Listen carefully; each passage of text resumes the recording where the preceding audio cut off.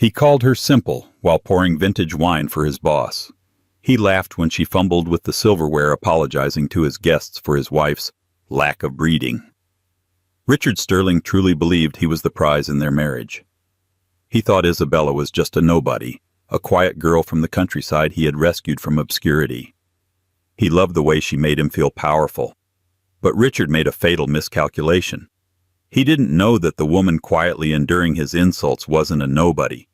She was the estranged heiress to the Kensington dynasty, a family so powerful they didn't just buy companies. They bought countries. And tonight, just as Richard is about to humiliate her one last time, a fleet of black Rolls-Royces is turning onto their street. The king is coming for his daughter, and Richard Sterling is about to learn that some silences are not weakness. They are a warning. The aroma of rosemary roasted lamb filled the modern minimalist kitchen of the house in the suburbs of Connecticut. It was a nice house, a status symbol. Not a mansion, but the kind of four-bedroom colonial that screamed upper-middle management on the rise. Isabella Sterling wiped a bead of sweat from her forehead with the back of her hand. She had been cooking since 6 in the morning. Every vegetable was julienned to perfection. The silver was polished until it mirrored her exhausted expression. She checked the vintage of the wine, a 2015 Chateau Margaux that Richard had insisted on. It cost more than her first car, but Richard said it was necessary. "Isabella!" The voice came from the living room, sharp and impatient. Richard walked in, adjusting his silk tie in the reflection of the microwave. He was a handsome man objectively. Tall, broad-shouldered, with the kind of jawline that suited a boardroom. But his eyes were always scanning, always calculating the worth of everything around him, including his wife. "Is the sauce reduced? Mr. Halloway is very particular about consistency," Richard said, not looking at her but rather at the shine on his Italian leather shoes. "It's perfect, Richard. Just like you asked," Isabella said softly, turning down the heat. "I used the recipe from that chef in Paris you like." Richard scoffed, a short, dismissive sound. "Let's hope you didn't botch it. You know you have a tendency to over-season. Just try to fade into the background tonight." "All right, Halloway is considering me for the senior partner position. This dinner is the final test. I need everything to look sophisticated." He walked over to her, reaching out as if to touch her cheek, but instead he picked a stray lint off her shoulder. "And change that dress," he added, his voice dropping to a patronizing whisper. "It looks domestic. Wear the black one I bought you. The one that makes you look like you actually belong in this tax bracket." Isabella felt the familiar sting in her chest, a cold weight she had carried for 3 years. When they had met, Richard had been charming, ambitious, and seemingly kind. But as his career at Sterling and Vance Global skyrocketed, his respect for her had plummeted. To him, she was the girl from nowhere. She had told him she was an orphan raised by a strict grandmother in rural England, cut off from any family money. It was a half-truth, a necessary lie to escape a life she hadn't wanted. "I'll change," Isabella said, her voice steady. "But Richard, please, don't make jokes about my education tonight. Not in front of them." Richard laughed, checking his Rolex Submariner. "Oh, Bella, don't be so sensitive. I'm just managing expectations. If they know you're simple, they won't judge you when you can't keep up with the conversation about the market or politics. I'm doing you a favor." The doorbell rang. It was a sharp, demanding sound. Richard's face transformed instantly. The sneer vanished, replaced by a winning, eager smile. He pointed a finger at her. "Wine. Now. And don't spill it." As he rushed to the door, Isabella looked down at her trembling hands. She took a deep breath, centering herself. She remembered the lessons her grandmother, the Duchess Beatrice Kensington, had drilled into her since birth. A queen does not scream, Isabella. A queen endures until she strikes. She untied her apron. It was going to be a long night. The dining room was dimly lit, illuminated by the expensive crystal chandelier Richard had gone into debt to purchase. Seated around the mahogany table were the people Richard desperately wanted to impress. There was Arthur Halloway, the CEO of the firm, a man with cold gray eyes who looked at people as if they were assets on a spreadsheet. Next to him was his wife, Evelyn, a woman dripping in diamonds who had already critiqued Isabella's curtains twice. Then there was Brad and Jessica, Richard's rival colleague and his social climbing wife. "So, Richard," Arthur Halloway said, swirling the Chateau Margaux in his glass. "This quarter's numbers were impressive. You've got a killer instinct. We need that in the London office." Richard beamed, leaning forward. "Thank you, Arthur. I believe in total dedication. If you want success, you have to cut the dead weight and focus on quality, in business and in life." Isabella entered the room carrying the heavy platter of roast lamb. The smell was divine, rich with garlic and rosemary.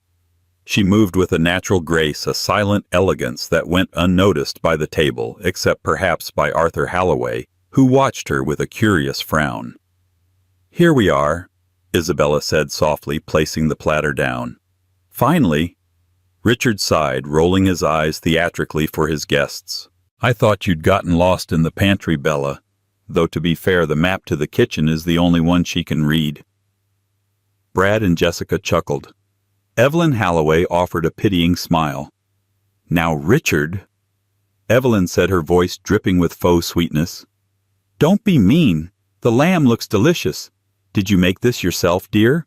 Or did you have it catered?" "I made it," Isabella said, taking her seat at the far end of the table. "Bella is quite the homemaker," Richard said, pouring more wine for Arthur. "It's really her ceiling, you know. I try to talk to her about the Nikkei index or the geopolitical shifts in the Baltic, and her eyes just glaze over, like a deer in headlights." "Richard," Isabella warned, her voice low. "Oh, come on, honey." Richard grinned, fueled by the wine in the audience. "Tell them about the time you thought the Dow Jones was a neighbor down the street." The table erupted in laughter. It was a lie. Richard had invented that story a month ago at a cocktail party, and it had gotten a laugh, so now it was part of his repertoire. Isabella gripped her napkin under the table. Her knuckles were white. "I never said that, Richard." "She's modest." Richard winked at Arthur. "But honestly, it's refreshing. I spend all day dealing with intellectuals and sharks. It's nice to come home to someone uncomplicated. Simple pleasures, right?"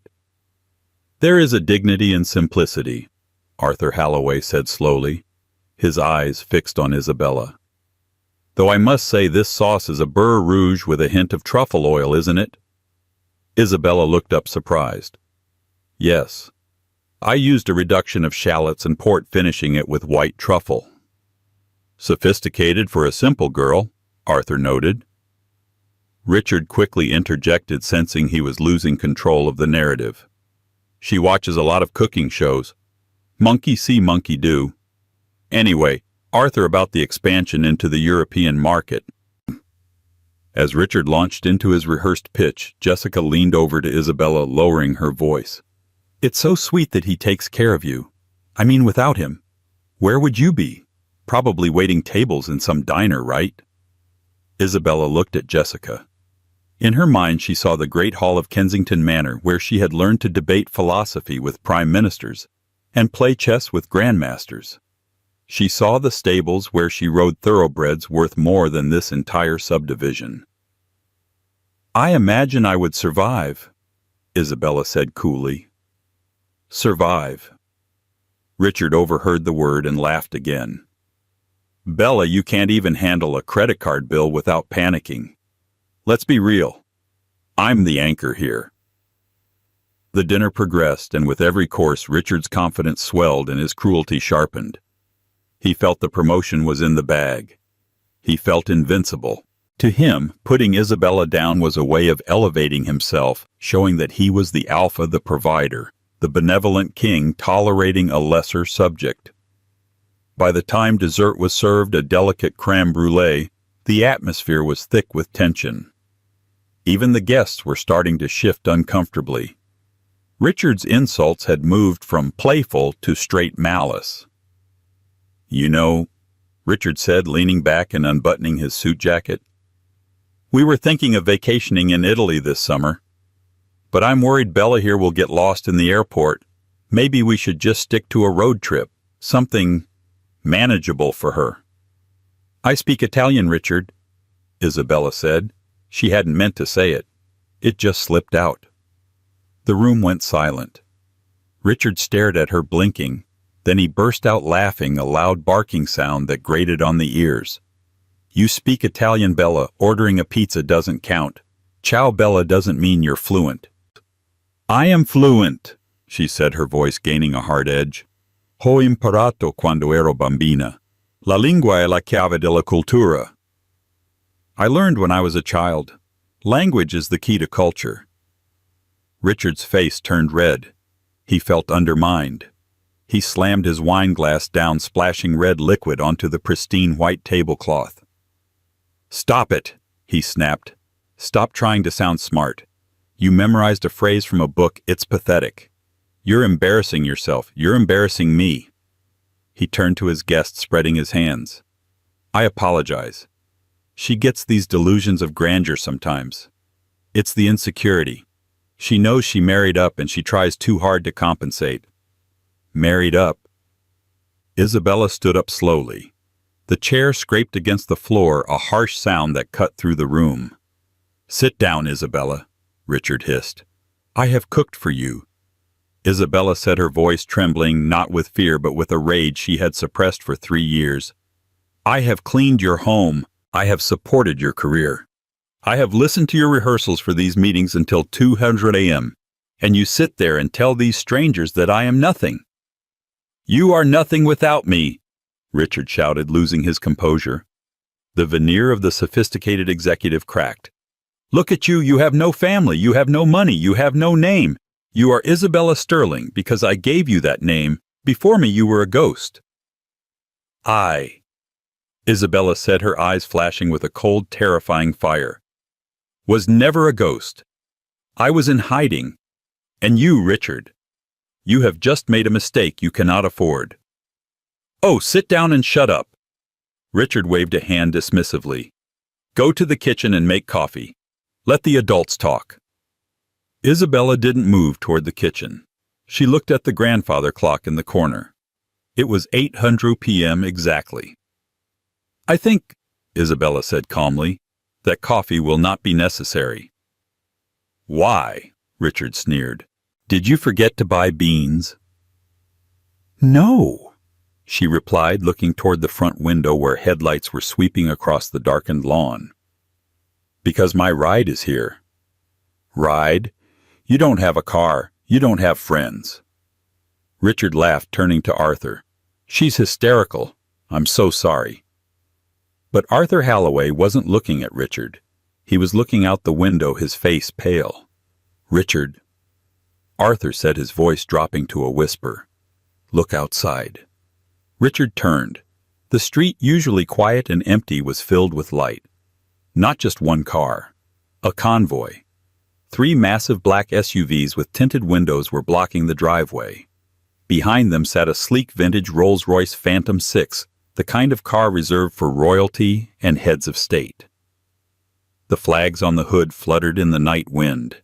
Men in dark suits with earpieces were exiting the SUVs with military precision, flanking the walkway to the front door. They moved with the terrifying efficiency of private security for the ultra-elite. What is this? Richard stammered, standing up. Who are these people? Is this a raid, Arthur? Are we being audited?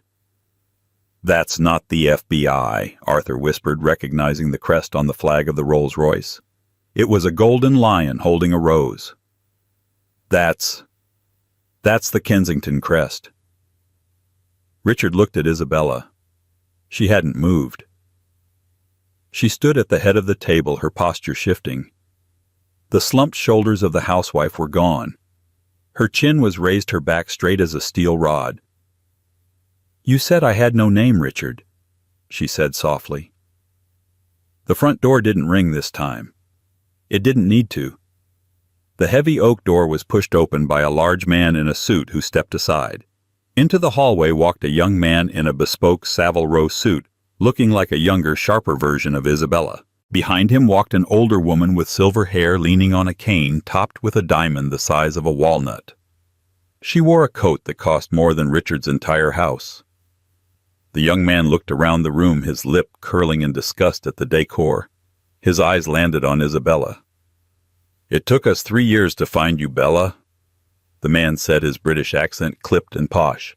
"Mother is furious, but Grandiose—" He gestured to the old woman.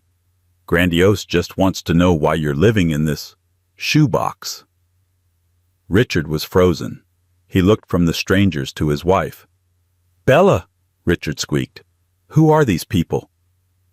Isabella looked at her husband, her eyes devoid of the warmth he had taken for granted. "Richard," she said, "allow me to introduce my brother Alexander Kensington, Duke of Worcester, and my grandmother, the Dowager Duchess Beatrice Kensington. And you," the old woman spoke, her voice like cracking ice, staring directly at Richard, "must be the little man who thinks it is amusing to insult my granddaughter." The silence in the dining room was heavy, suffocating. It was the kind of silence that usually precedes a natural disaster. Richard blinked, his mind struggling to process the visual information in front of him. His brain was short-circuiting. The Duchess Beatrice Kensington. The Kensingtons owned half of London's real estate. They were old money, the kind of money that didn't shout, but whispered and made governments tremble. "This is a joke!" Richard stammered, his laugh sounding frantic and high-pitched.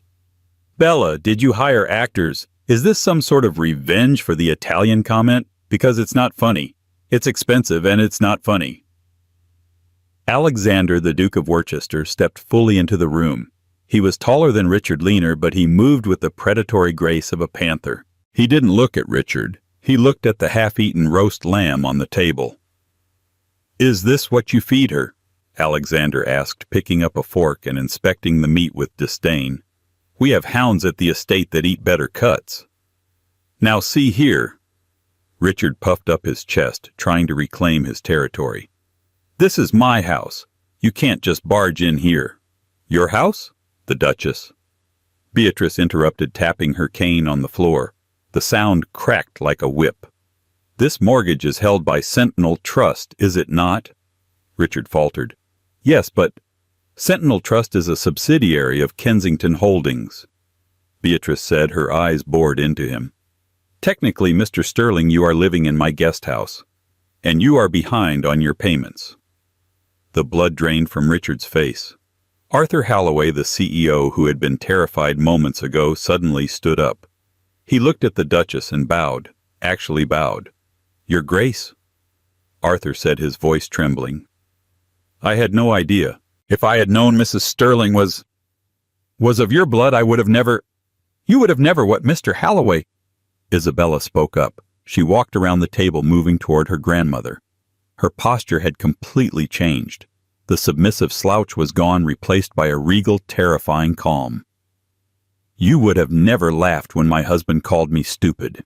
You would have never mocked my cooking, or does your respect only exist when you know someone has a checkbook larger than yours?" Arthur turned red, stammering. "Mrs. Sterling, Isabella, it was just banter, office humor." "It was cruelty," Isabella said simply. She reached out and took her grandmother's hand. "Hello, Grandiose. You look well." "And you look tired, child," Beatrice said, her icy demeanor softening only for a fraction of a second as she looked at her granddaughter. Then the ice returned as she looked back at Richard. "We have come to collect you. The experiment is over." Richard felt the room spinning. He looked at Isabella, his Bella, the woman he scolded for buying the wrong brand of detergent. "Bella, tell them to leave," Richard pleaded, switching tactics to manipulation. "Honey, look, I'm sorry about the dinner. I was stressed. I didn't mean it. We can talk about this. Just send them away and we'll go to bed. I'll make it up to you." Alexander laughed. It was a dark, dry sound. "Make it up to her. You think you can apologize for 3 years of psychological erosion with a bouquet of flowers and a night of mediocre affection. You don't know anything about our marriage." Richard shouted, his fists clenching. "She loves me. She chose me. She left your world to be with me. She left our world to find someone who would love her for herself, not her title. Alexander countered, stepping into Richard's personal space. She wanted to see if a man could love Isabella the person, not Isabella the heiress. She found you, and you failed the test, Richard. You didn't love the person. You loved having a punching bag to make yourself feel big. Richard looked at Isabella, desperation in his eyes. Bella, that's not true. Tell them. Isabella looked at her husband.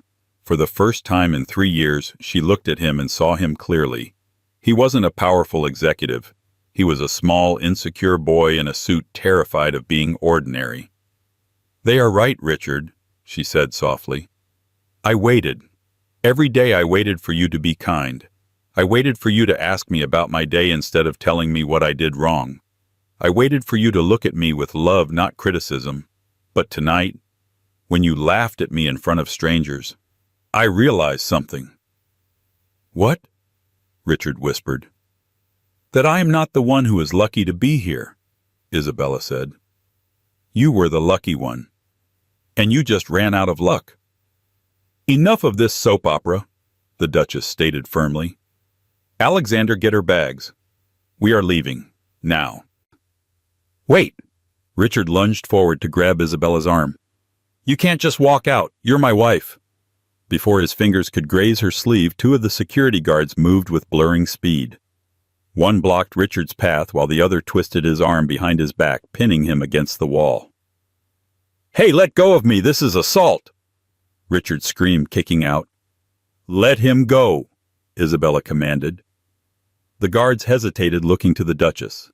Isabella raised her voice, a tone of absolute authority. I said let him go. The guards released him. Richard stumbled forward, rubbing his shoulder, his face twisted in a mix of fear and fury. You're going to regret this, Richard spat. You walk out that door and you get nothing. No alimony, no support. I'll make sure you starve. The room went deadly silent. Even the Duchess looked shocked by the sheer stupidity of the threat. Then Arthur Halloway made a choking sound. Richard, shut up. For God's sake, shut up. Why? Richard snapped at his boss. I'm the victim here. She's abandoning me.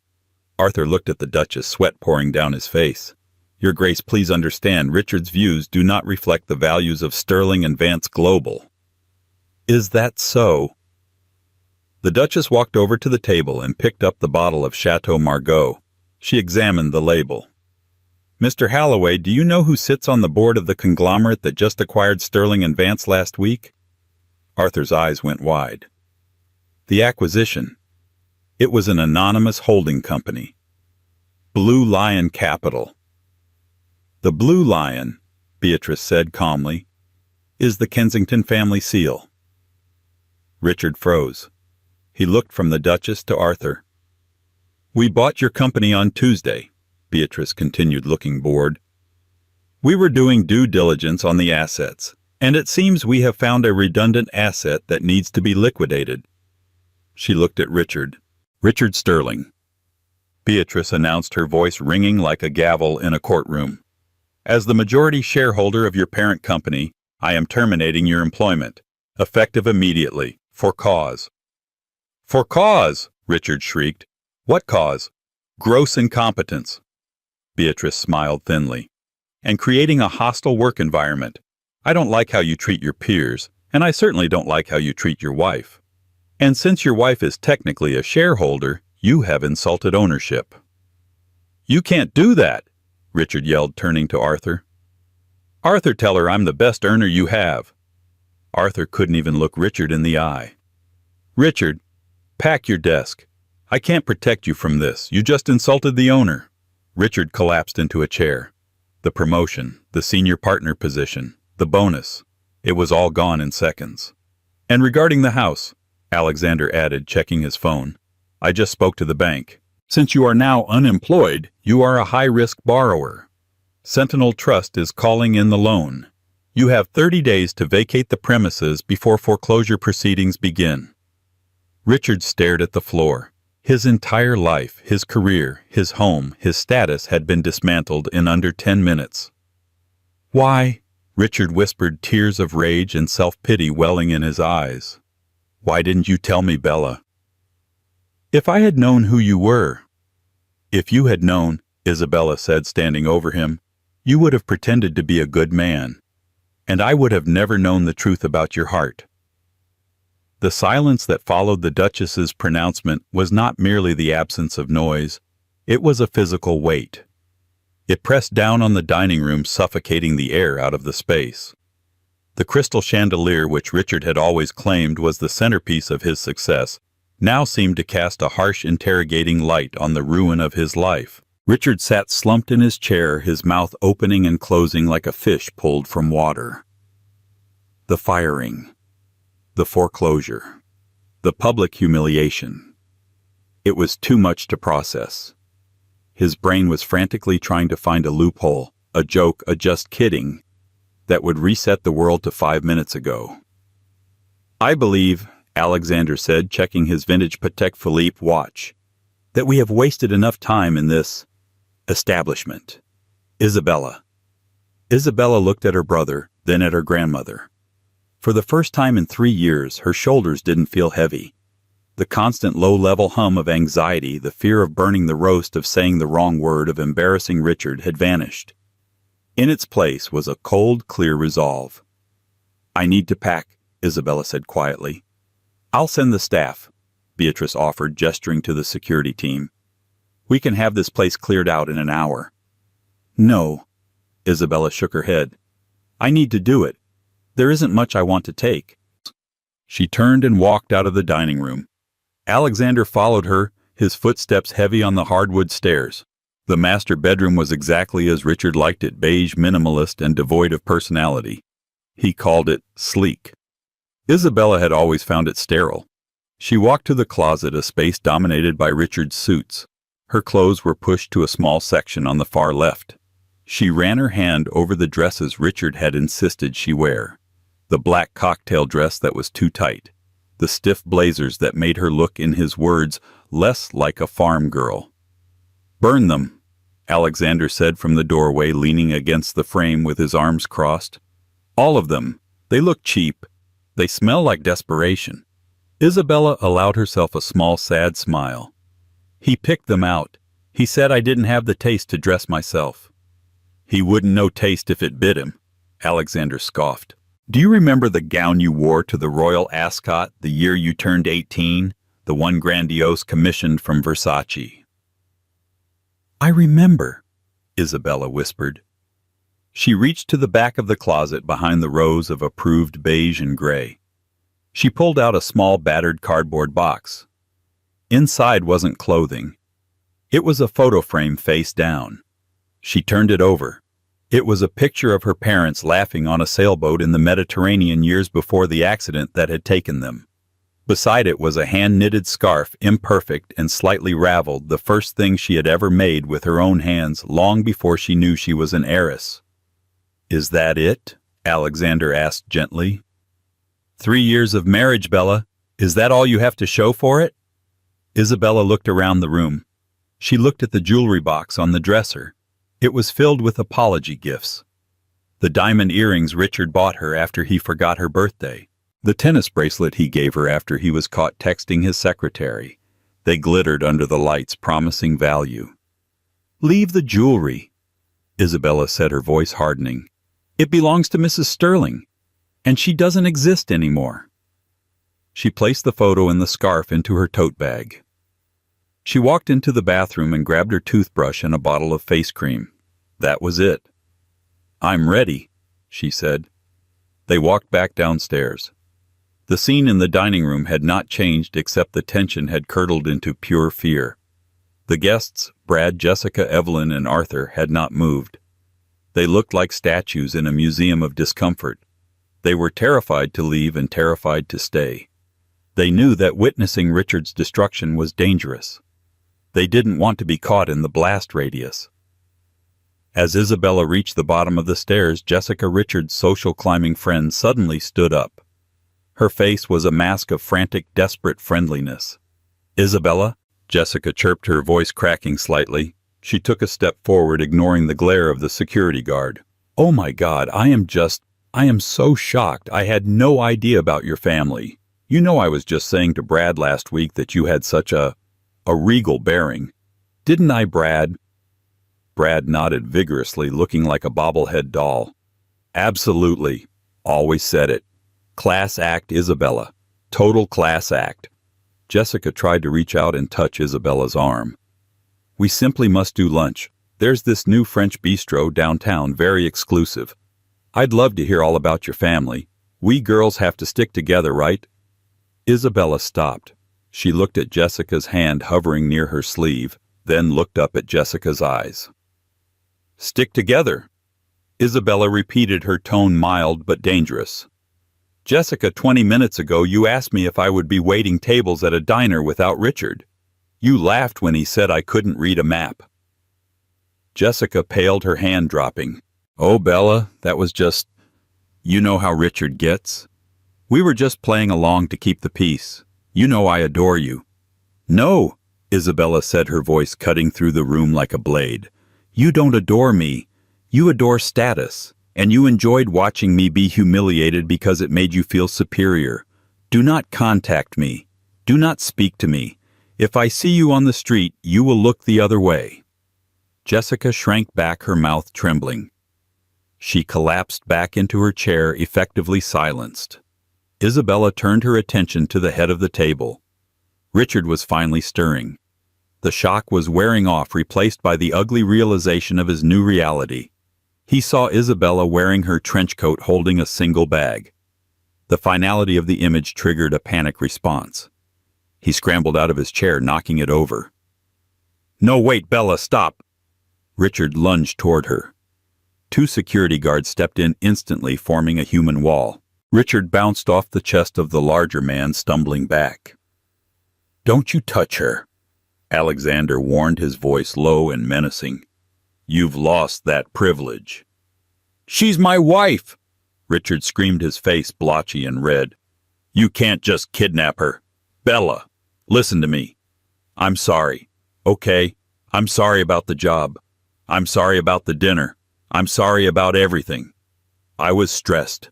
The market has been volatile. The pressure from Arthur was too much. I took it out on you, and that was wrong.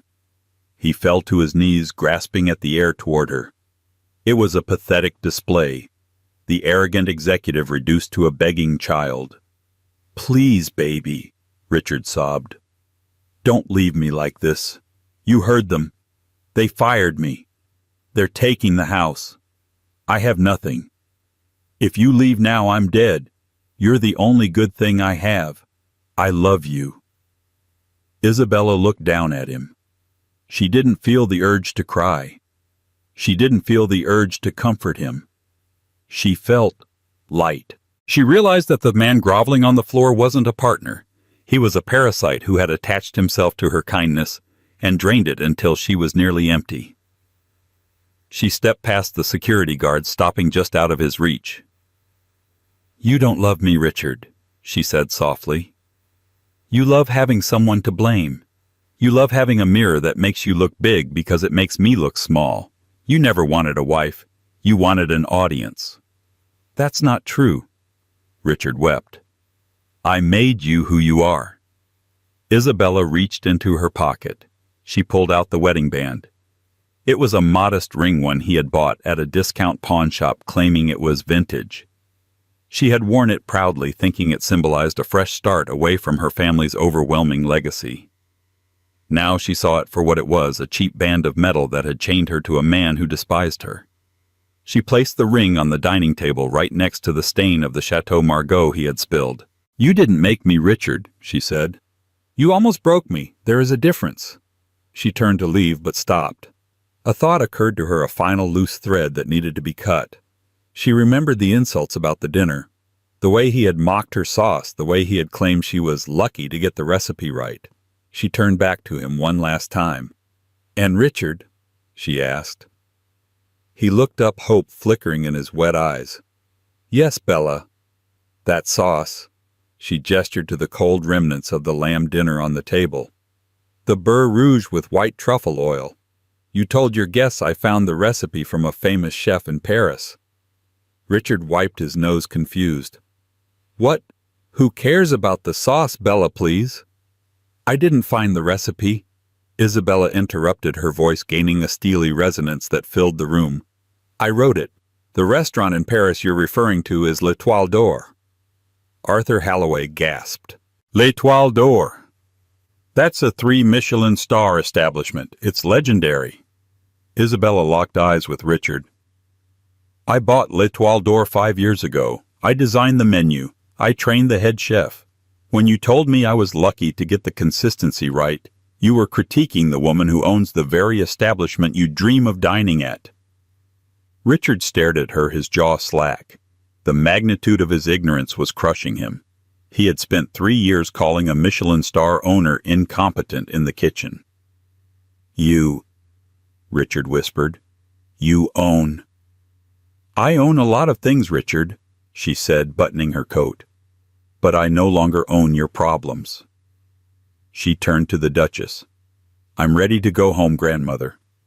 About time, Beatrice said, banging her cane once for emphasis. Alexander helped Mr. Halloway find the door on his way out. I believe he has a resume to update. The security team formed a phalanx around Isabella. They moved as a single unit, sweeping her out of the dining room through the hallway where she had spent hours scrubbing floors and toward the heavy oak front door. Richard scrambled to his feet, running to the window. Isabella! He screamed, his voice cracking.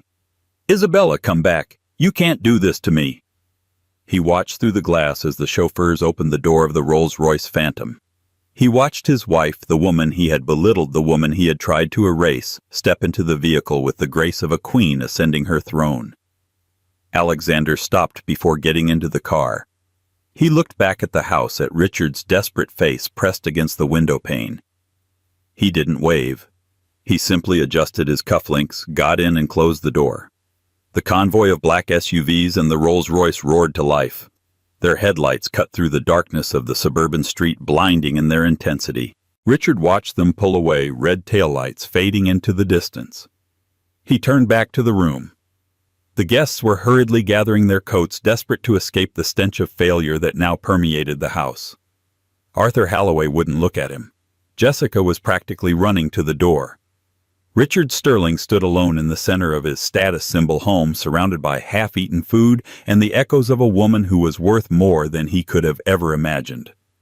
The silence of the house wasn't peaceful anymore. It was a tomb, and he had dug it himself, one insult at a time. The winter wind in London had a way of cutting through the cheapest fabrics, finding the skin, and settling there like a permanent bruise. Richard Sterling pulled the collar of his polyester coat tighter around his neck as he stepped off the night bus. It had been 14 months since the black SUVs had idled in his driveway in Connecticut.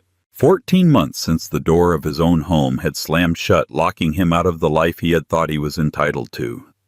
The descent had not been a slide. It had been a cliff drop. Richard walked quickly, head down, avoiding eye contact with the passers-by. He lived in a cramped, damp studio apartment in a neighborhood he used to make jokes about during cocktail hours. The wallpaper was peeling.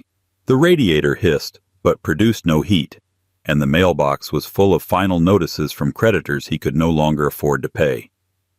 The blacklisting had been absolute. The Kensington family didn't just fire him. They erased him. Every time Richard applied for a position, even junior analyst roles that were far beneath his previous station, the interview would go well until the background check. Then the silence would come. The phone would stop ringing. The emails would bounce. He was radioactive.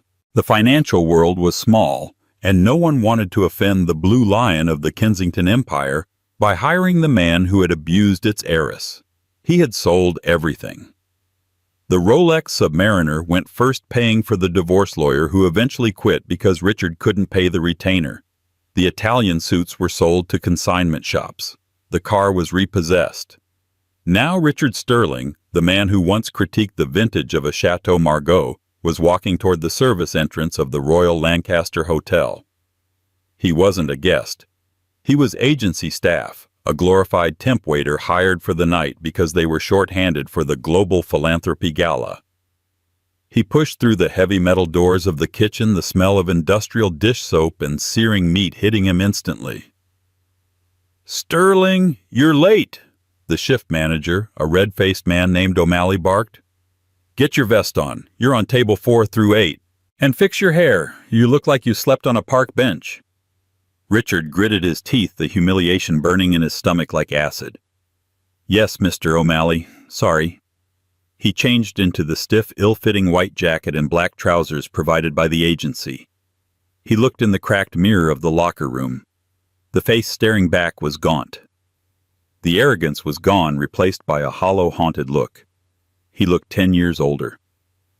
"Table 1 is the VIPs," O'Malley shouted over the clatter of pots.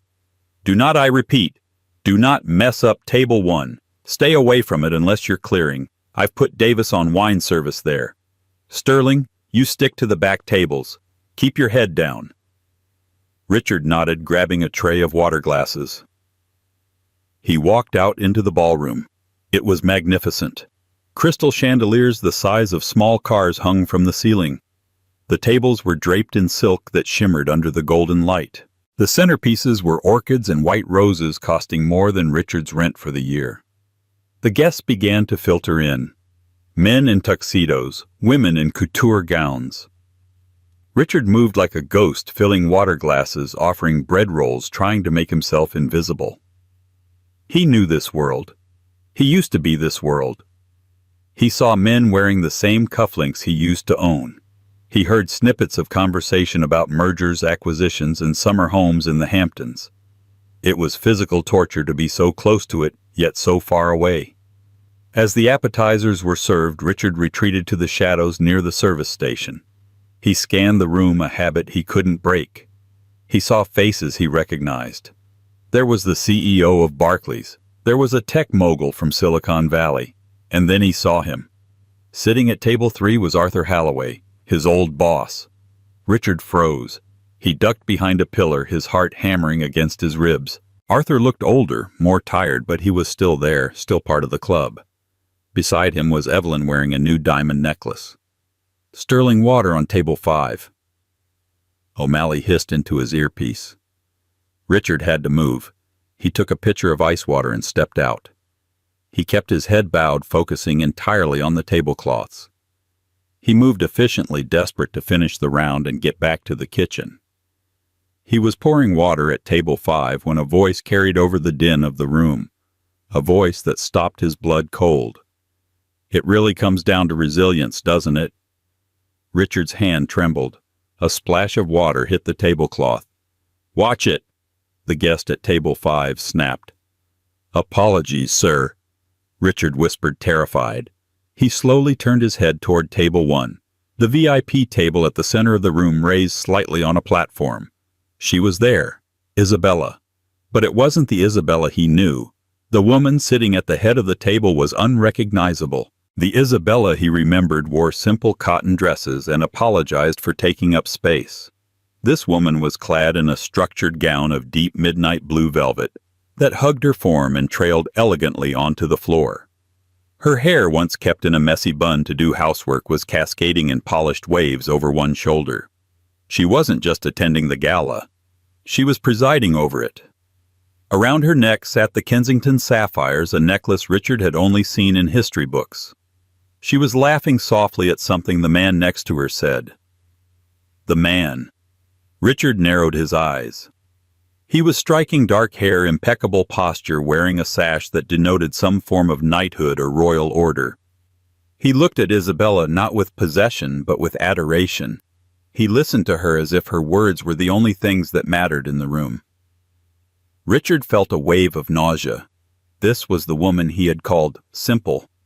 The woman he had told was lucky to be with him. "Ladies and gentlemen," the master of ceremonies announced, the room quieting down. "Please welcome the recipient of this year's Humanitarian Excellence Award for her work with the Silent Voices Foundation, Her Grace Isabella Kensington, Duchess of Worcester." The room erupted. People didn't just clap, they stood. Arthur Halloway was on his feet, clapping enthusiastically. Richard stood frozen in the service aisle, clutching the water pitcher like a lifeline. Isabella walked to the podium. She moved with a fluidity and confidence that was breathtaking. She adjusted the microphone, looking out over the sea of faces. For a second her eyes seemed to sweep over the service area, and Richard ducked his head, terrified she would see him in his waiter's jacket. "Thank you," she said. Her voice, clear and melodious, projected through the high-quality speakers. 3 years ago I was living a very different life. I was living in a silence that I thought was my duty. I believed that making myself smaller would make the people around me feel bigger. Richard felt like the air had been sucked out of the room. She was talking about him. "I was told," Isabella continued, her voice gaining strength, "that I was uncomplicated, that my value lay in my domesticity and my ability to serve without complaint. I was told that I had no name without the one I was given by marriage." A few people in the audience murmured sympathetically. "But I learned that dignity is not something another person can give you, and it is certainly not something they can take away," she said, her eyes blazing. "I learned that the strongest steel is forged in the hottest fire. When I finally walked away from the darkness, I didn't just find my family again. I found my voice. And this foundation is for every woman and man who has been told they are nothing. You are everything." The applause was thunderous. Richard felt tears prickling his eyes, not of joy, but of a bitter, crushing realization. He had done this. He had forged this steel. He had created this queen by trying to treat her like a peasant. He watched as she returned to her seat. The man next to her stood up, took her hand, and kissed her knuckles before helping her sit. The intimacy of the gesture was so natural, so respectful, that it twisted a knife in Richard's gut. "Sterling Table 1 needs champagne," O'Malley whispered frantically in his ear. "Davis is stuck at the bar. Go now and don't screw it up." "No," Richard whispered. "I can't." "You go, or you're fired without pay," O'Malley threatened. "Move." Richard's legs felt like lead. He had no choice. He needed the 80 pounds this shift would pay him. He needed to eat. He walked over to the service station, grabbed a bottle of Dom Perignon, and wrapped it in a white linen napkin. He approached table 1. His heart was pounding so hard he thought it would crack a rib. He approached from the right side, moving toward the man first to avoid Isabella. "Champagne, sir." Richard's voice was a rasp. The man turned. Up close he was even more intimidating. "Please, thank you." Richard poured, his hand shaking slightly. He moved around the table. He filled the glass of the Mayor of London. He filled the glass of a famous actress. And then he was standing beside her. The scent of her perfume hit him, jasmine and sandalwood. It was the same perfume she used to wear when they were dating, before he told her it was too strong and made her stop wearing it. He stared at the back of her neck, exposed by the elegant cut of her gown. "Madam," Richard croaked. Isabella turned. Time stopped. The clinking of silverware, the murmur of the crowd, the string quartet playing in the background, it all vanished. Isabella looked at the waiter. She looked at the cheap, ill-fitting white jacket. She looked at the thinning hair and the lines of exhaustion etched around the eyes. She looked at the trembling hand holding the champagne bottle. She looked into Richard's eyes. Richard waited for the anger. He waited for her to scream, to point him out, to have security drag him away, just to humiliate him as he had humiliated her. He braced himself for the sneer he deserved. But it never came. Isabella's expression didn't change. There was no anger. There was no triumph. There was no hate. There was nothing. It was a look of complete and utter indifference. It was the look one gives to a stranger on the subway or a piece of furniture in a hotel lobby. It was a look that said he was no longer a villain in her story. He was a footnote. He was irrelevant. "Thank you," she said politely, turning her glass slightly so he could pour. Richard stood there paralyzed. The indifference was worse than hatred. Hatred meant he still mattered. Hatred meant he still had power over her emotions. This polite dismissal was a death sentence to his ego. "Is everything all right?" the man beside her asked, looking at Richard with concern. "You look quite pale, man." Richard looked at the man. I... Isabella placed a hand on the man's arm. "He's fine, darling. Just pouring the wine." She didn't look back at Richard. She turned her attention entirely to her partner. As you were saying, Alejandro, about the orphanage in Madrid. Richard finished pouring the wine. He felt invisible. He was the help. He was the background noise he had always demanded she be. He backed away, his face burning. As he retreated to the kitchen, he passed table 3. Arthur Halloway looked up. Their eyes locked. Arthur recognized him. His fork paused halfway to his mouth. He looked at Richard's uniform, then at the bottle in his hand. Arthur didn't say hello. He didn't sneer. He simply looked down at his plate, embarrassed for Richard, and continued eating. Richard burst through the kitchen doors, dumping the expensive champagne bottle into the ice bucket with a crash that made the dishwashers jump. "I'm done," Richard gasped, tearing off his bow tie. "I'm sick. I have to go." "You walk out now, you don't get paid," O'Malley shouted. "Keep it," Richard yelled, pushing past him. He ran out the service exit into the alleyway. The cold air hit him, but he was sweating profusely. He leaned against the brick wall, sliding down until he hit the wet pavement. He buried his face in his hands. He had wanted to be a king. He had wanted a wife who was a silent ornament. He had gotten exactly what he asked for. He was now the silent observer, watching the queen rule from a distance. The back door of the hotel opened nearby. Richard held his breath, hiding behind a dumpster. It was Isabella and Alejandro, flanked by her security team. They were leaving early, escaping the paparazzi out front. "Are you happy, Bella?" Alejandro asked softly, wrapping his coat around her shoulders to protect her from the wind. Isabella stopped just a few feet from where Richard was hiding in the dark. She looked up at the night sky, taking a deep breath of the London air. "I am," she said, her voice filled with a peace Richard had never heard before. "I finally feel like myself." "You were brilliant tonight," Alejandro said, kissing her forehead. "The car is this way." They walked toward a waiting limousine. Richard watched them go. He wanted to call out. He wanted to scream, "I'm sorry. Look at me, I exist." But he stayed silent. He remained in the shadows and the garbage of the alleyway, listening to the engine of the limousine purr as it carried his ex-wife back to a life of warmth, respect, and love. Richard Sterling sat alone in the cold.